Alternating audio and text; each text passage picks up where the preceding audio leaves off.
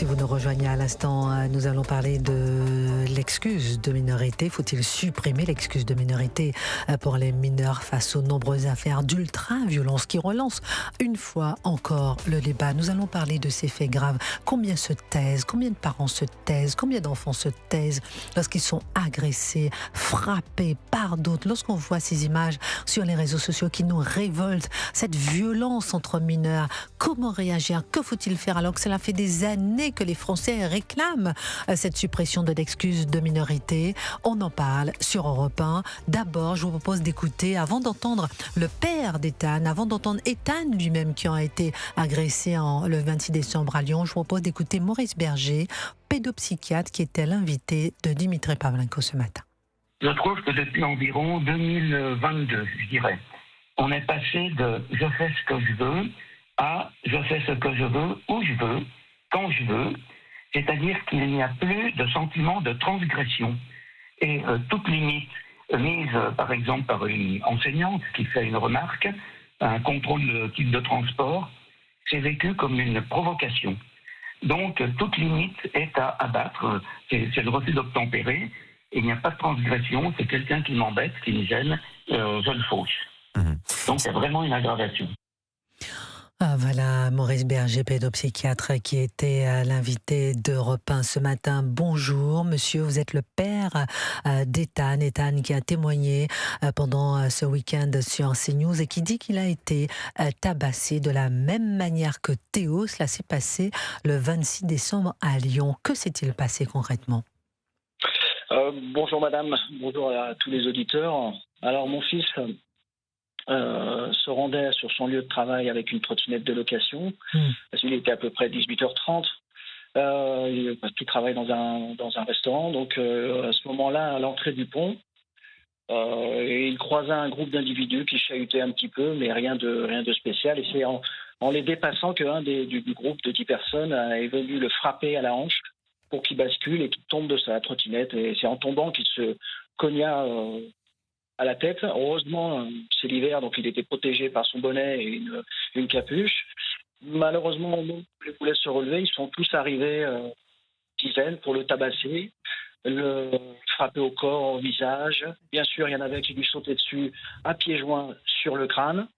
Et pendant ce temps-là, d'autres lui volaient ses affaires, son portable, sa veste, son casque audio, voilà.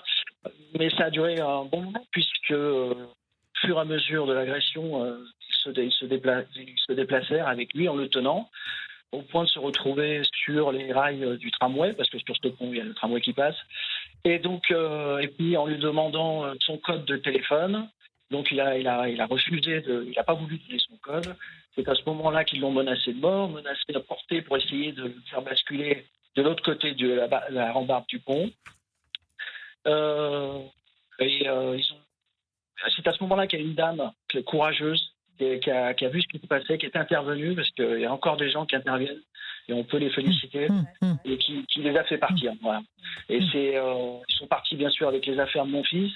Et c'est même pas pour les outils, puisque le casque audio, il a été cassé immédiatement et jeté dans les fourrés. Et c'est moi-même qui l'ai retrouvé le lendemain sur place. Voyez. Voilà. Incroyable récit, monsieur, vous êtes le père d'Ethan. Ethan a 19 ans, qui allait travailler à 18h30 ce 26 décembre. Il allait travailler, je répète, il allait travailler. Et à une agression gratuite. Comment avez-vous réagi, vous, en tant que père? Très bonne question. En tant que père, déjà j'ai eu des sueurs froides quand il a réussi à m'appeler grâce au téléphone de la dame. Immédiatement, je me suis rendu sur les lieux et la police était déjà là. Et quand je l'ai vu arriver, la première phrase qu'il m'a dit, c'est je suis encore vivant. Et il avait de la chance. Moi, je suis choqué. Enfin, moi, je suis plus que choqué. Je suis révolté par ce qu'il a subi, parce que d'autres subissent. Et c'est intolérable, quoi.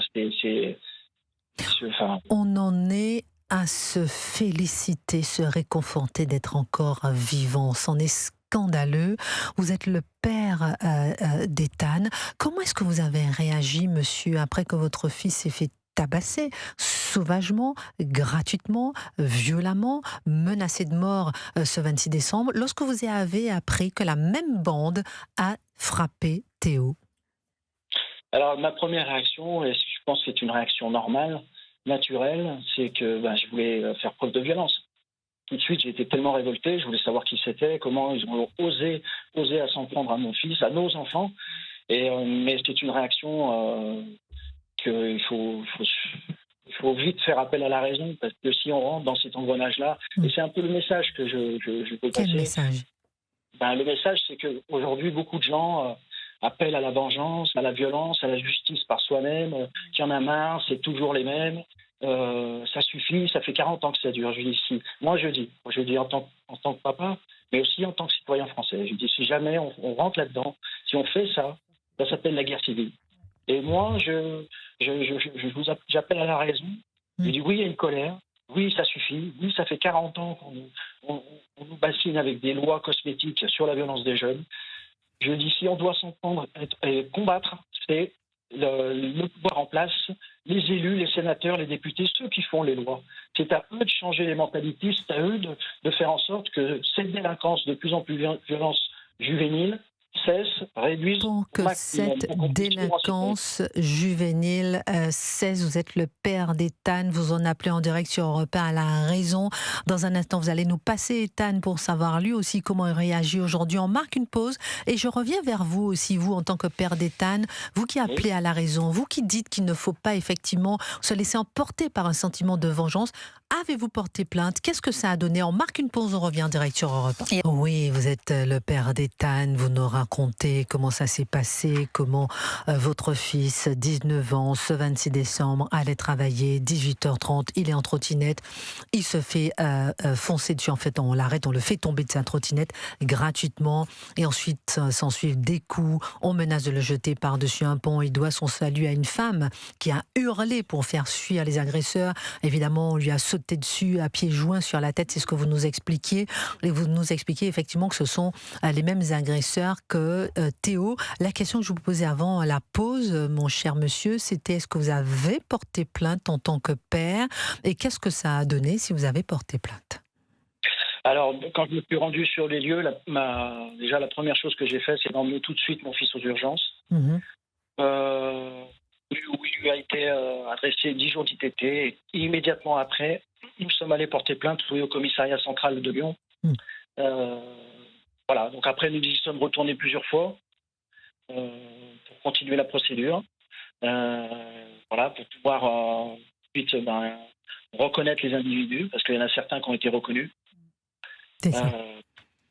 Et ce sont des jeunes qui sont très très connus des services de police. Des jeunes qui sont très connus des services de police. Vous êtes le père d'Ethan, je sais que vous allez nous passer Ethan. S'il est prêt à discuter avec nous, nous sommes ravis de l'entendre. Bonjour Ethan, on a entendu le témoignage de votre père, on a entendu aussi son cri où il appelle à la raison. Vous, comment réagissez-vous lorsque ces faits se sont passés le 26 décembre? Vous avez eu cette bande de jeunes qui vous a arrêté, sauté dessus, frappé, sauté sur la tête à pieds joints. Vous avez, avec votre père, porté plainte. Comment vous réagissez-vous aujourd'hui après cette agression aussi de Théo avec la même bande? Alors, premièrement, déjà, j'ai tout de suite après mon agression, les policiers nous ont mis au courant comme quoi c'était une bande qui agissait dans le quartier, que je n'étais pas le seul. Il y avait eu d'autres agressions, de nombreuses agressions auparavant. Donc déjà, j'étais dans un climat un peu d'insécurité. Et lorsque j'ai appris que Théo, du coup, qui est en plus dans ma classe, dans mon école, j'ai appris ça. Ça a été vraiment très compliqué. D'une, parce que c'est un proche à moi, et de deux, parce que en fait, ça ne les empêche pas. C'est-à-dire qu'en fait, ils sont de plus en plus violents. À aucun moment, ils se sont dit, oui, peut-être qu'on est un peu allé trop fort sur Ethan. Non, ils n'ont aucun remords. Au contraire, ils en sont fiers, je pense. Et ils n'ont aucun frein. Vous dites ils en sont fiers et ils n'ont aucun frein. Et vous dites aussi que vous n'avez jamais vu autant de haine dans les yeux. Oui, parce que après j'ai toujours été quelqu'un de très bien entouré, très sociable, avec beaucoup d'amis, des gens que j'aime dans ma famille, voilà. Mais c'est vrai qu'après j'ai toujours fréquenté plein d'écoles, j'ai fait beaucoup de sport et puis j'ai jamais vu des jeunes de mon âge avec autant de haine gratuite en fait. Parce que c'était ça qui me choquait, c'était le fait que ces gens-là, je ne les connaissais pas, je ne les ai jamais vus. Et en fait, avoir cette haine complètement gratuite, ça m'a complètement retourné, quoi. C'est incompréhensible. Vous les avez revus depuis, par hasard, peut-être, ces jeunes que vous ne connaissiez pas, qui vous ont fait tomber, agresser, frapper comme ça par haine pure et simple?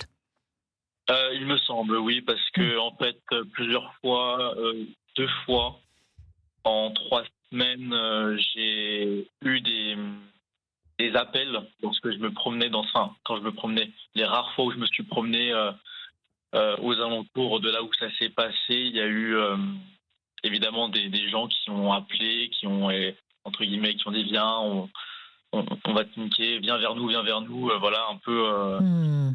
Donc Restez avec... après, je n'ai pas cherché à détourner le regard pour savoir si c'était eux. Ça ne m'étonnerait pas que ce soit eux parce qu'ils étaient en liberté, parce qu'ils sont tout le temps dehors, parce qu'ils agressent constamment.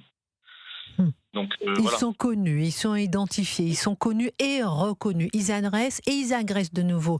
Vous parlez de cette haine dans leurs yeux, vous parlez de cette agression gratuite. Éric Tegner veut vous poser des questions. Gabriel Cluzel également. Ensuite, nous avons Nicolas qui nous appelle des Rhône-Alpes. Votre témoignage est puissant, bouleversant et je pense qu'il parle à beaucoup de parents qui se taisent, qui n'osent même pas porter plainte. Éric Tegner sur Europe 1. Alors déjà, bravo à vous de témoigner, parce que parfois les gens n'en ont pas conscience, mais quand on est jeune et qu'on se fait agresser comme ça, il y a une forme d'humiliation, on peut ressentir cela lorsqu'on va témoigner, on a plus envie en général de se défendre, etc. Mais c'est important de le faire pour les autres. Ma question, elle est donc simple, est-ce que vous vous sentez soutenu depuis ce qui vous est arrivé ?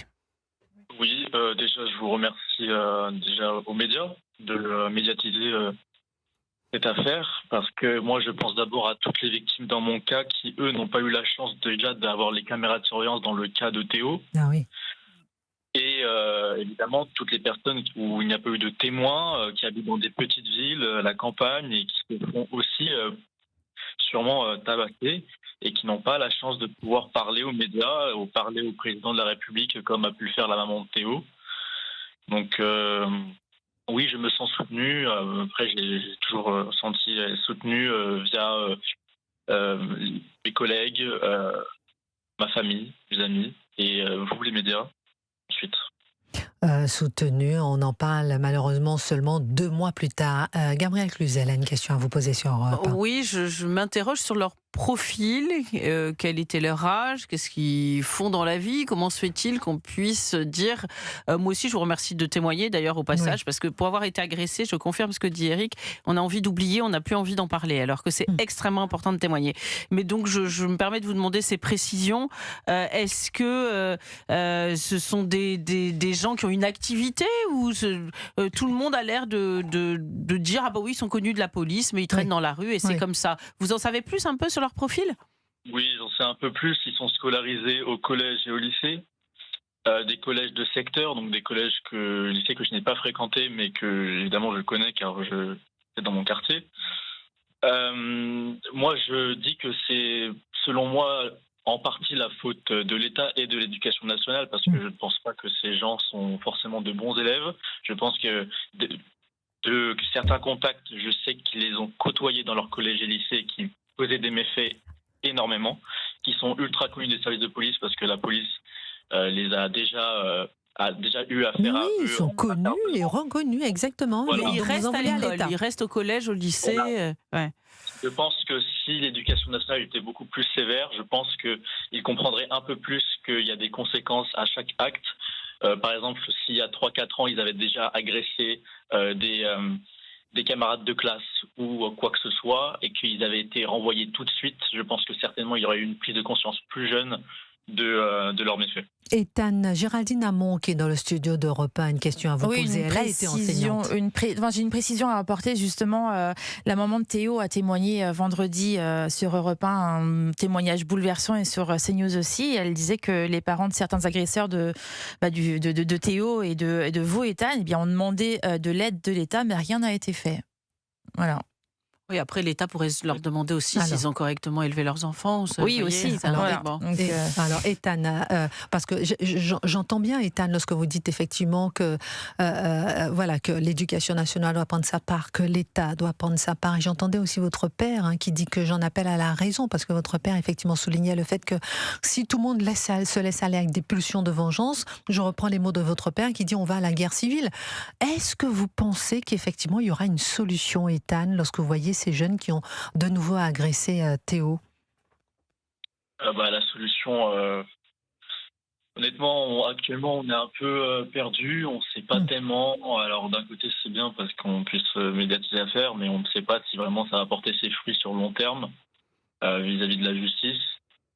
Malheureusement, en fait, le plus gros message que nous renvoie l'État, j'ai l'impression, c'est qu'il faut qu'il y ait une marche blanche, qu'il y ait vraiment quelque chose de fait. Donc, en fait, actuellement, oui, on se sent soutenu, mais à la fois, on se demande si ça va pas passer aux oubliettes. C'est ça.